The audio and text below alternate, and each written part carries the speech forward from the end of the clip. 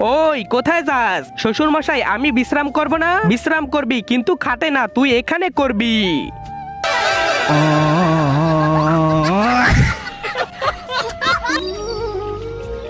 ওহো, টয়লেট পেয়েছে। দরজা বন্ধ।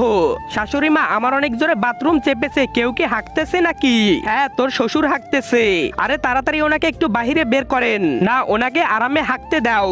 তার আগে তুমি যদি ইন্ডিয়ান হও তাহলে লাইক করো, আর যদি বাংলাদেশি হও তাহলে লাইক সাবস্ক্রাইব দুইটাই করো, আর কমেন্টে তুমি যে দেশে সে দেশের পতাকাটা দিয়ে যাও। শাশুড়ি মা, আমি হাঁকতে যাব।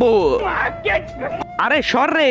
আরে শীতলের বাবা, তাড়াতাড়ি বাহিরে বের হন, জামাইজির বাথরুম চেপেছে। আসেন জামাই, আসেন। শাশুড়ি মা, বাথরুম তো আমারও পেয়েছে। এই নে মগ, আর চলে যা খেতে।